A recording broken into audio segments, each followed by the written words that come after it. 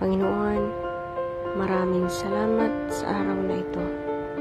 Alam po namin na kapag dumating ang bagong araw, ay bagong pag-asa ang dala. Bagong pagkakataon na makikita at malalaman para kami tulungan sa anumang problema na kinakaharap namin.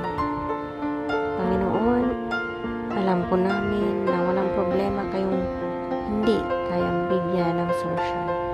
Alam po namin na ang pagmamahal niyo po sa amin ang magiging dahilan ng pagtulong niyo po sa amin.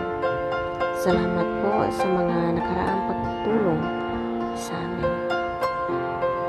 Ngayon po, inaamin po namin sa inyo, Panginoon, kami ngayon ay nasa gitna ng isang problema na para bang hindi matatapos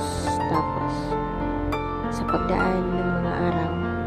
Parang mas lalong humihirap, parang mas lalong lumala. Pero hindi kami maghihina ngayon, Panginoon. Alam po namin ang kinalalagyan namin ay hindi na magtatagal, hindi na mas hahaba pa.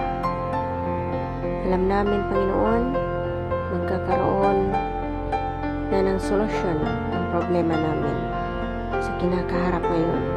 Dahil, Panginoon, sa inyo kami titingin, sa inyo kami mag-focus. Alam namin sa pagtingin at pagtawag namin sa inyo, mas palalakihin namin ang presensya at grasya ninyo sa amin, Panginoon. At ang paniniwalang ito ang magiging instrumento para malampasan namin ito, Panginoon. Mas palalakihin at palalawakin pa namin ang aming paniniwala sa inyo. At sa pamamagitan nito, mas hindi kami magkukonsentrate sa problema. Mas liliit ito at isang araw ay may solusyon na sa aming harapan. Tulad ng mga nakaraan, alam namin na ito ay malalampasan namin. Alam namin mas titibay kami dahil andyan ka, Panginoon, na laging handang tumulong at umalalay sa amin. Salamat po. Salamat po. Patuloy niyo po kaming i-bless, Panginoon, para kami maprotektahan sa lahat ng masasamang bagay ngayon sa mundo. Tinataas po namin ang aming mga mahal sa buhay, mga magulang, mga kapatid namin, pamilya, at ang bayan namin.